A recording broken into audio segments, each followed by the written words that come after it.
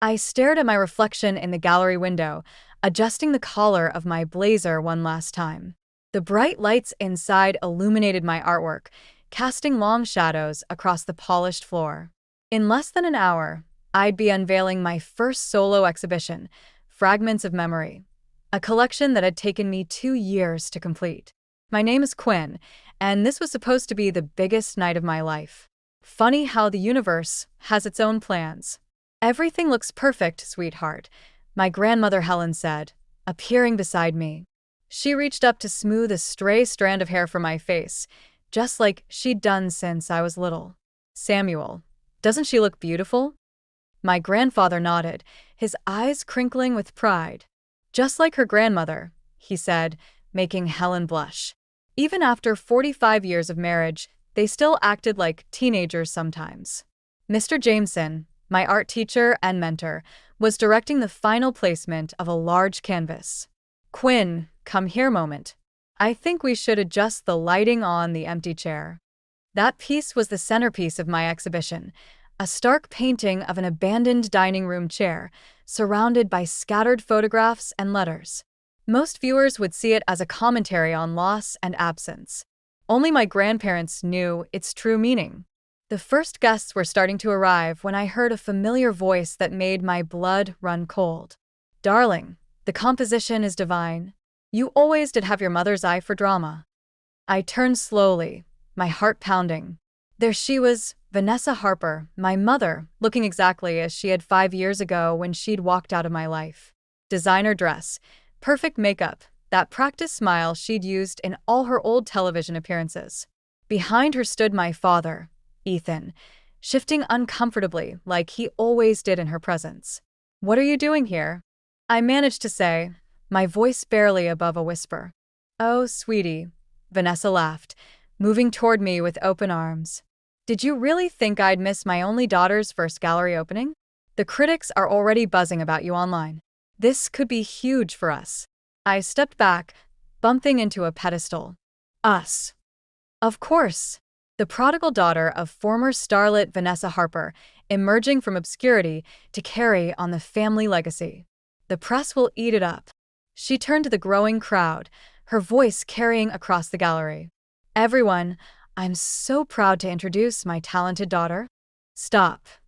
The word came out sharper than I'd intended, drawing curious looks from nearby guests. You need to leave. Both of you. Ethan finally spoke up, his voice soft and pleading. Quinn, please. We just want to. Wanna what, Dad? Show up after 5 years because you think I might be successful? Because there might be something in it for you? My grandfather stepped between us, his presence steady and protective. I think it's best if you both go. Vanessa's smile faltered for just a moment before returning, brighter and more artificial than ever. Don't be ridiculous, Samuel. We're family. Family? I laughed, the sound harsh and unfamiliar in my throat. Family doesn't abandon their child to chase fame. Family doesn't. I stopped, noticing the phones coming out, people recording our confrontation. That's when I saw it, the slight gleam in my mother's eyes. She'd planned this, wanted to create a scene. Even now, she was positioning herself to face the cameras better. I took a deep breath, straightening my shoulders. Security, I called out, my voice steady. Please escort these people out. They're not on the guest list. As they were led away, my mother's voice carried back to me. You're making a mistake, Quinn. You need us. You'll see. Mr. Jameson appeared at my side, concern etched on his face. Are you all right? I looked at the growing crowd, at my grandparents' worried faces, at the paintings that told the story of my abandonment and recovery. Actually, I said, a strange calm settling over me, I think I finally am. What I didn't know then was that this was just the beginning. My parents' unexpected appearance wasn't just about my gallery opening. It was about something much bigger. Something that would force me to confront not just my past, but theirs as well. The morning after the gallery opening, I sat at my grandparents' kitchen table, scrolling through social media. Videos of last night's confrontation had already gone viral. Rising artist dramatically confronts celebrity mother at exhibition opening. The headlines made me sick. Don't torture yourself, dear, Grandmother Helen said, sliding a cup of coffee in front of me. Those vultures will move on to something else soon enough. I closed my laptop, but not before catching a glimpse of my mother's latest Instagram post. A carefully staged photo of her looking wistfully at one of my paintings, captioned, "A mother's love never dies." Hashtag proud mama, hashtag artistic legacy. She's already doing interviews, Grandfather Samuel said, walking in with the morning paper. Local news is eating it up. The coffee turned bitter in my mouth. Of course she is. A memory surfaced, sharp and clear as glass, me at 16, crouched outside my parents' bedroom door, listening to them argue. She's perfect for this, Ethan, my mother had insisted. Teen artist with a tragic backstory, daughter of former star Vanessa Harper? The networks will fight over it. She's our daughter, Van, not a marketing opportunity. Don't be naive. This could put us back on top. I've already talked to some producers about a reality show. That was the night before they left. Before they abandoned me with nothing but a note saying they needed to focus on their careers. Before my grandparents took me in and showed me what real family meant. My phone buzzed, a text from Mr. Jameson. Turn on Channel 7 now. Grandfather Samuel grabbed the remote. There she was, my mother, perfectly composed in a morning show interview. Always knew Quinn had inherited my creative spirit, she was saying, dabbing at dry eyes with a tissue. When I stepped back from the spotlight to nurture her talent, I stood up so quickly my chair toppled over. She disappeared for 5 years. And now, seeing her success, it validates every sacrifice we made as parents. The host leaned forward sympathetically, but Quinn seemed quite upset at the gallery opening. There are videos circulating. Oh, you know artists. Vanessa laughed airily.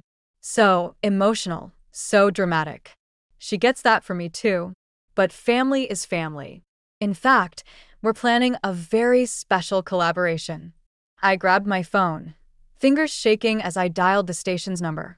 To my surprise, they put me through immediately live. We have Quinn Harper herself on the line, the host announced. Quinn, your mother was just telling us about your upcoming collaboration? I took a deep breath, feeling my grandparents' supportive presence behind me. There is no collaboration. My mother abandoned me 5 years ago. She's lying to you, just like she's been lying to everyone. Dead silence in the studio. Then my mother's voice, honey sweet. Quinny, sweetheart, I know you're hurt, but don't sweetheart me. You left me. You and Dad walked out without even saying goodbye. The only reason you're here now is because you smell money and fame. That's not true. Ethan, tell her. She looked around frantically. Where's Ethan? That's when I noticed it too. My father hadn't been in any of the interviews. Wasn't beside her now. Something felt off about that. The host was trying to regain control of the situation, but I wasn't finished. You want to talk about family? My real family is right here. My grandparents who picked up the pieces when you shattered them. They're the ones who deserve credit for any success I have.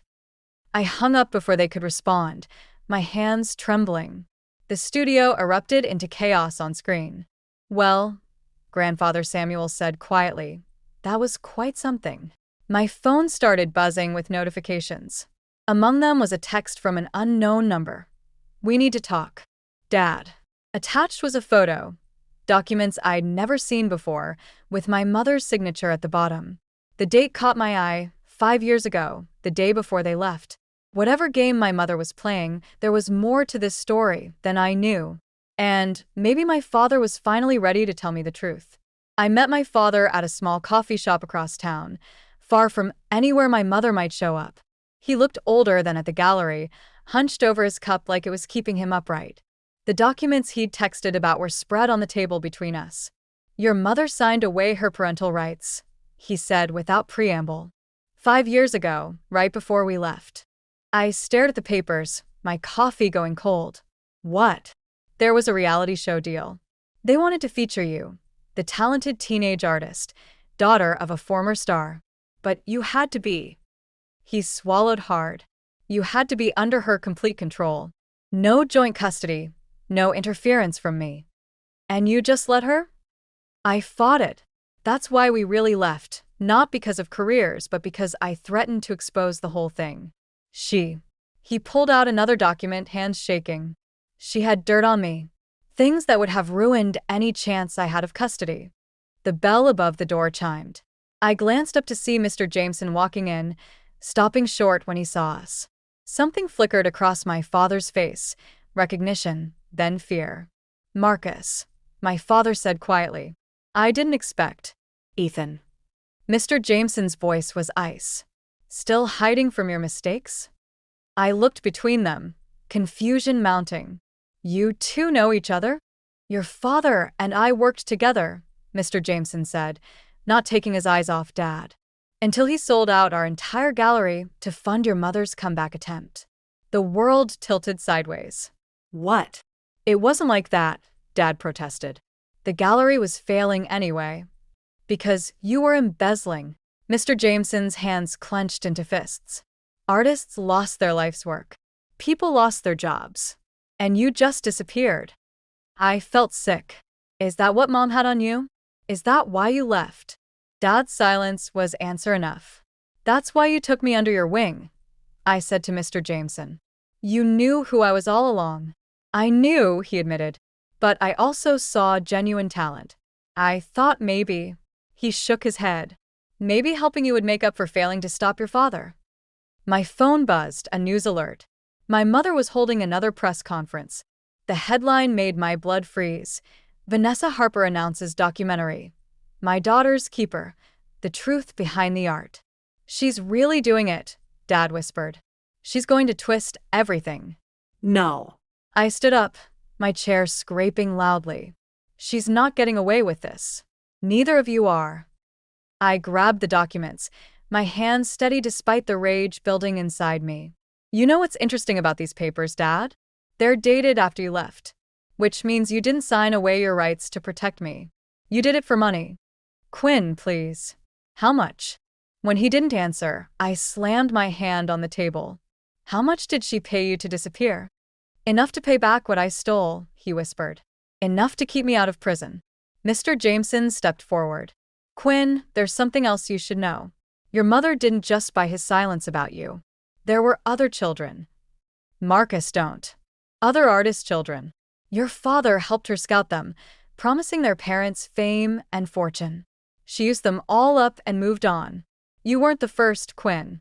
Just the last. The coffee shop had gone silent, other customers pretending not to listen. I thought about my paintings, about the empty chair, and all the pain it represented. But it wasn't just my story anymore. You know what? I pulled out my phone, opening my gallery contacts. Mom wants to make a documentary? Let's give her one. But this time, we'll tell the real story. I looked at Mr. Jameson. Can you help me find the others? He nodded, understanding in his eyes. Already have their numbers. My father reached for my arm. Quinn, you don't understand what she's capable of. I pulled away. No, Dad. You don't understand what I'm capable of. This isn't about revenge anymore. It's about justice. As I walked out, I could feel both men watching me. One who tried to protect me by teaching me art, and one who'd sold me out to protect himself. Both had shaped who I'd become. And now I was going to use everything they'd taught me to bring the truth to light. The first victim I met was named Sarah. She sat across from me in my studio, fingers tracing the rim of her coffee cup, looking exactly like the child in the photograph Mr. Jameson had shown me. Except she wasn't 12 anymore, and her eyes weren't filled with stars. Your mother promised me a singing career, she said quietly. Said I had raw talent, just needed the right guidance. My parents spent their life savings on her exclusive mentorship program. I nodded, my paintbrush moving across the canvas between us. How long? 2 years. Then she told my parents I wasn't marketable enough. Too plain. Sarah's laugh was hollow. I haven't sung a note since. There were others. 6 in total, each with similar stories. My mother had built her post-fame career on broken dreams and empty bank accounts. And my father had helped her do it. My phone buzzed, another message from Dad. I'd gotten dozens since our coffee shop confrontation, each one more desperate than the last. I ignored it, just like all the others. Quinn. My grandmother's voice carried up the stairs. You have a visitor. I expected another of my mother's victims. Instead, a sharply dressed woman stood in our living room, a leather briefcase in hand. I represent Vanessa Harper's legal team, she said, not waiting for introductions. We understand you're gathering stories about our client. We'd like to discuss terms. My grandfather stepped forward. Terms? A settlement. Very generous. In exchange for signing an NDA. She pulled out a document. Mrs. Harper is willing to get out. The words came out before I could stop them. The lawyer blinked. Miss Harper, I don't think you understand. This offer is proof I'm getting close to something she's afraid of. I moved to the door, holding it open. Tell my mother she can keep her money. I'm not interested in being silenced. After she left, my grandmother touched my arm. Are you sure about this, dear? These people, they have resources. So, do I. I showed her my phone, dozens of messages from other victims who'd seen my social media posts. And I have the truth. My studio phone rang, the gallery. Quinn, there's someone here asking about your work. Says she's a producer. I'll be right there. I grabbed my keys, but my grandfather stopped me. Wait. He disappeared into his study, returning with a worn leather journal. I've been saving this. It's your father's old diary. Found it after they left. He hesitated. There are things in here about your mother, about what really happened to the gallery money. Before I could respond, my phone chimed with a news alert. My mother's face filled the screen, tears streaming perfectly down her cheeks as she addressed a crowd of reporters. My daughter is being manipulated by people who want to destroy our family, she sobbed. These horrible accusations. I only ever wanted to help those children achieve their dreams. The camera panned to show my father standing beside her, head bowed. My stomach churned as he stepped up to the microphone. Quinn, he said, voice breaking. Please stop this. Your mother. We both made mistakes, but she's still your mother. These stories you're collecting. You don't understand the damage they could do. I looked down at his journal in my hands, then back at his pleading face on the screen. No, Dad. You don't understand the damage that's already been done. My phone buzzed again, Mr. Jameson. Turn on Channel 4. Now. Another news station, another story.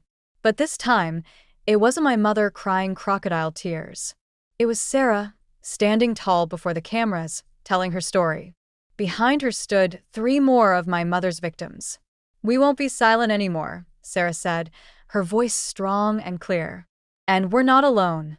I opened my father's journal, my hands steady despite the weight of what I might find inside. The first page was dated 5 years ago, the day before they left. Vanessa says this is the only way, he'd written. But Quinn deserves to know the truth about what happened to Maria. I didn't recognize the name, but something about it made my blood run cold. Whoever Maria was, she might be the key to understanding why my parents really abandoned me. And why my mother was so desperate to keep me quiet now.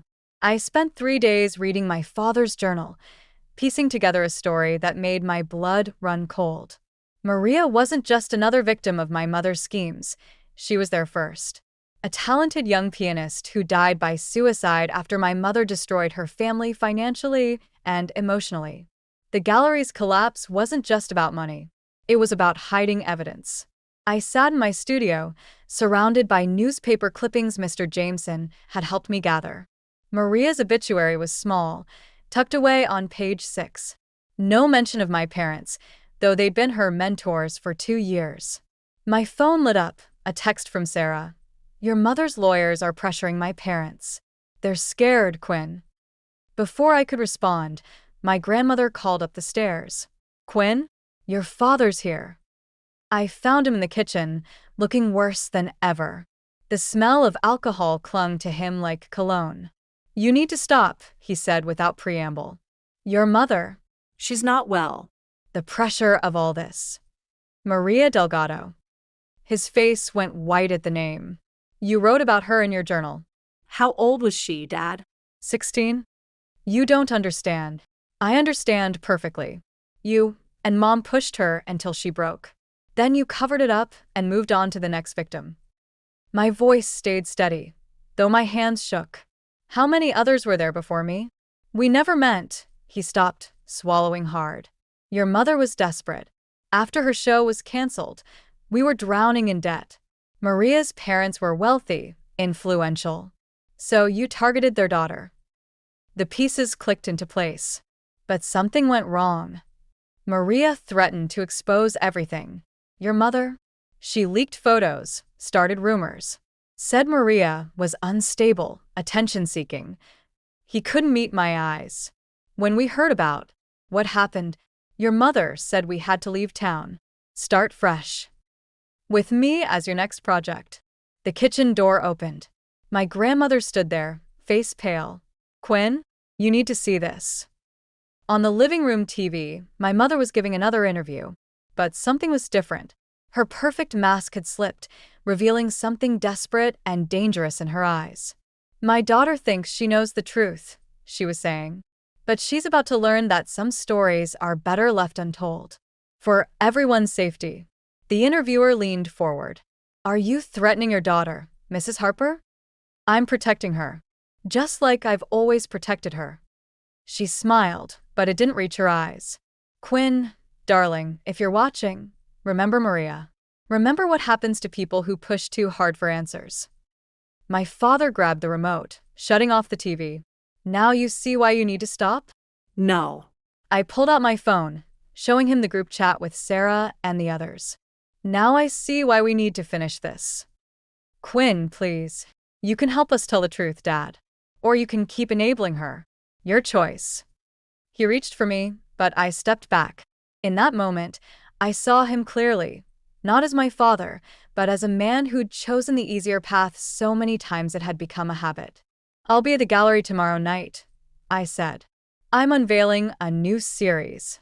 The Lost Ones, portraits of everyone Mom destroyed, including Maria. I met his eyes. You should come. See what your silence cost. She'll try to stop you. I'm counting on it. After he left, my grandmother touched my shoulder. Are you sure about this? Your mother. That wasn't just a threat. She looked desperate. I finished. Good. Desperate people make mistakes. My phone buzzed again, Mr. Jameson. Maria's parents want to meet. They've kept everything. Letters, contracts, photos. Even recordings. I looked at my latest painting, Maria's face, pieced together from old photographs, her eyes holding all the dreams my mother had crushed. I'm not running away, I texted back. Not like they did. Tomorrow night, one way or another, the truth about Vanessa Harper would come out. And this time, no amount of tears or threats could stop it. Unless, of course, my mother had one last devastating secret to reveal. The gallery hummed with nervous energy as I stood before Maria's portrait. Her parents had arrived early, clutching a manila envelope full of evidence. They looked smaller than I'd imagined, worn down by years of grief and silence. She would have been 26 this year, Mrs. Delgado whispered, touching the canvas. The doors burst open. My mother swept in, flanked by lawyers and camera crews. She'd timed it perfectly, just as the main crowd was arriving. Quinn, darling. She approached with open arms, playing to the cameras. What a powerful piece. You've captured her spirit beautifully. Don't. My voice shook. Don't pretend you care about Maria. Of course I care. She turned to the cameras. Maria was like a daughter to me. Her tragic struggle with mental illness. Lies. Mrs. Delgado stepped forward. You destroyed our daughter. Security moved toward the commotion, but my mother raised her hand. It's fine. Poor woman. Maria's death affected her deeply. She's never accepted the truth. That's when I saw my father slip in through the side door, looking haunted. He carried something, a small recorder. The truth? I gestured to the wall of portraits. Like the truth about Sarah? About all of them? Quinn. My mother's voice dropped, though her smile remained. Think carefully about what you're doing.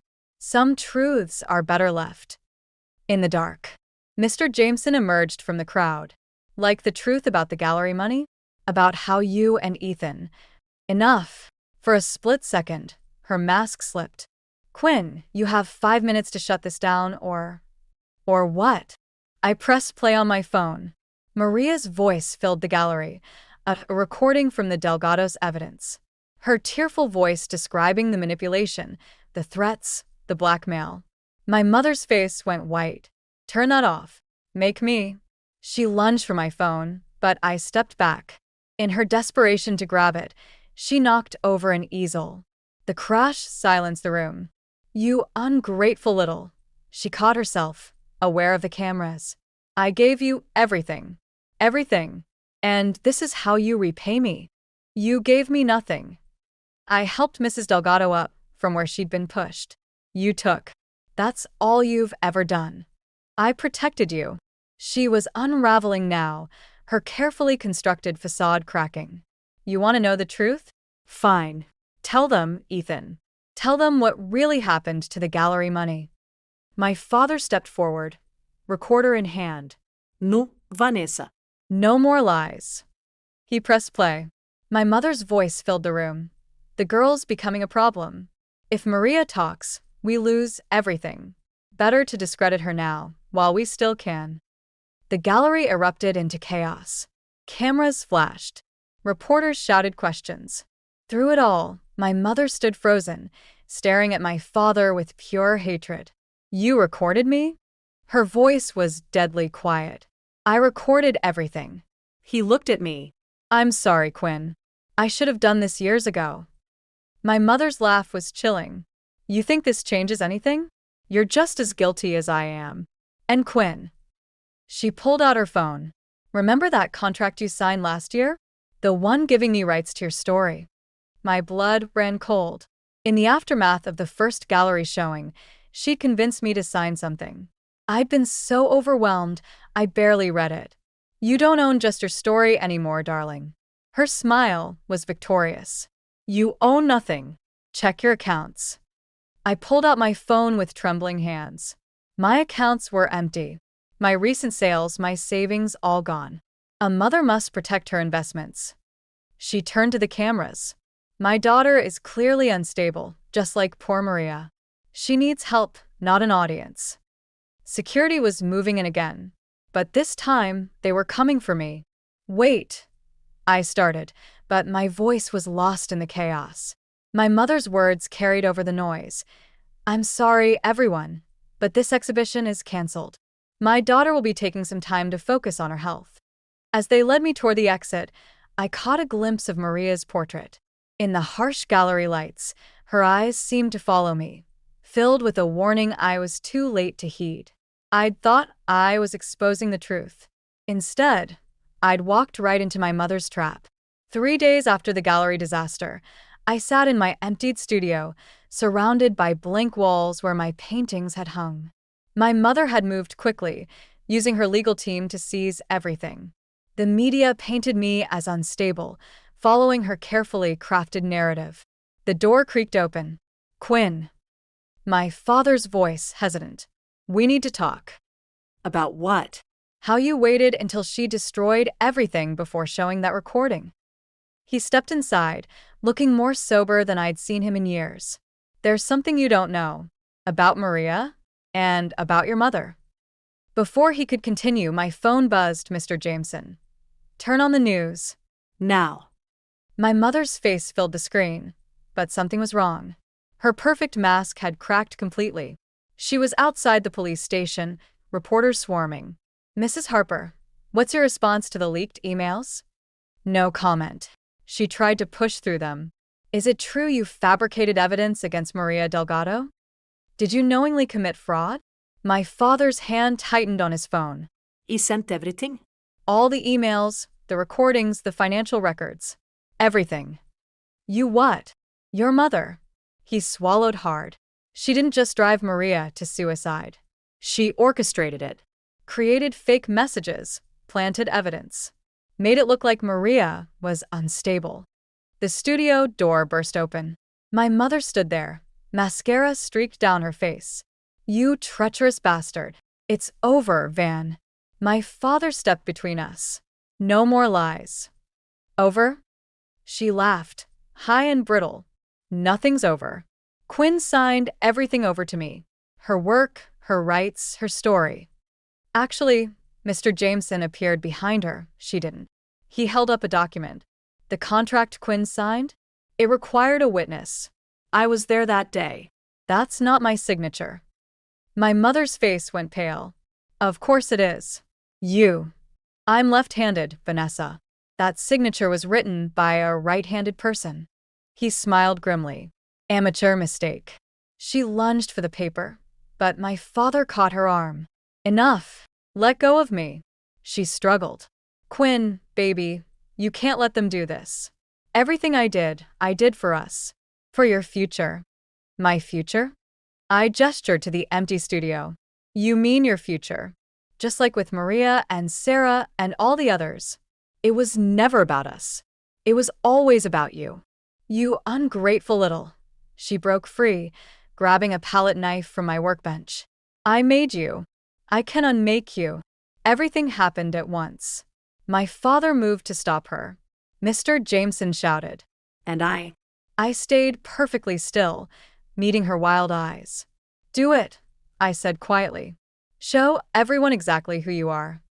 Her hand trembled. In that moment, I saw something I'd never seen before, fear. Not of consequences or exposure, but of irrelevance. Of being seen for what she truly was. The palette knife clattered to the floor. Mrs. Harper? A police officer appeared in the doorway. We need you to come with us. As they led her away, she turned back one last time. Quinn, I just wanted to be remembered. I'll remember you, Mom. We all will. Just not the way you wanted. After she was gone, my father picked up the palette knife. Quinn, I know I can never make up for. Stop. I took the knife from him. You finally chose the right side. That's something. Mr. Jameson cleared his throat. The Delgados are waiting downstairs. With the press. They want to tell their story, all of it, but they want you there. I looked around my empty studio, then at the blank canvas on my easel. Actually, I have a better idea. I picked up my brush. It was time to paint one last portrait, not of who my mother pretended to be, but of who she really was. A warning, a memorial, and maybe, somewhere beneath the pain and betrayal, a daughter's final attempt to understand the woman who gave her life, then tried to take it away. Sometimes the truest art comes from our deepest wounds. And I had enough material to last a lifetime. 1 year later, I stood in a different gallery, surrounded by a new collection of paintings. The Price of Fame had become my most successful exhibition yet, touring across the country. The centerpiece wasn't Maria's portrait anymore, it was my mother's. I'd painted her as I last saw her, mascara-streaked, desperate, holding that palette knife. But behind her, I'd added shadows of all the lives she'd touched, Maria, Sarah, the others. Their faces emerged from the darkness, watching. It's haunting, my father said quietly, appearing beside me. He looked healthier now, 6 months sober. Have you heard from her? Last week. I adjusted a frame slightly. She wrote from prison. Said she's finally ready to tell her story. The real one this time. And I told her someone already had. The exhibition had become more than art, it was a movement. Other victims of similar schemes had come forward, sharing their stories. Sarah was singing again, performing at small venues. The Delgados had started a foundation in Maria's name. My grandmother touched my shoulder. Your grandfather's waiting in the car. Ready for dinner? Almost. I walked to the back room, where a single painting hung away from the others. It showed a young girl at a kitchen table, drawing while an older couple watched with pride. Simple. Peaceful. real. That's my favorite, Mr. Jameson said, joining me. It shows where your true strength came from. I've been thinking about taking it down, I admitted. Maybe it's time to stop telling this story. Is that what you want, or what you think you should want? Before I could answer, a commotion erupted from the main gallery. A familiar voice, though weaker than I remembered. Please, I just want to see it. 5 minutes. My mother stood in the doorway, escorted by 2 guards. Her prison-issued clothes hung loose on her frame. No make-up, no facade. Your call, my father murmured. I nodded to the guards. They let her approach the centerpiece, keeping close watch. You captured me perfectly, she said, her voice cracking. The real me, the monster. Not a monster, I replied. Just someone who forgot how to love anything but applause. She turned to me, eyes brimming. I've been writing, in prison, about everything. The truth this time. She swallowed hard. Would you read it? Not for publicity or redemption. Just so you understand. I studied her face, really looked at it, perhaps for the first time. Behind the desperation, I saw something new. Something that might have been remorse. I'll think about it. She nodded, accepting this small mercy. As the guards led her away, she stopped at the family portrait in the back room. They gave you what I couldn't, she whispered. Thank you for showing me that. After she was gone, my father touched the frame of his own portrait, the one where he finally stood up to her. Some stories don't have clean endings, he said. No, I agreed. But they have true ones. My phone buzzed, a message from Sarah. Her first EP was releasing next month. She wanted me to design the cover art. Ready for dinner? My grandmother called again. I took one last look at my mother's portrait. Tomorrow, I'd start a new collection. Something different. Something about healing, maybe, or growth. But tonight, coming, Grandma. Tonight was for family, the real kind, built on love rather than ambition. As we drove home, I thought about the blank canvases waiting in my studio. They didn't feel like accusations anymore or weapons. They felt like possibilities. My mother's manuscript would arrive next week. I hadn't decided if I'd read it. Some truths need time, and some wounds need distance before they can heal. But I had time now. And distance. And most importantly, I had a voice that was finally completely my own. The story wasn't over. It never really is when family's involved. But at least now I could paint it honestly, shadows and all.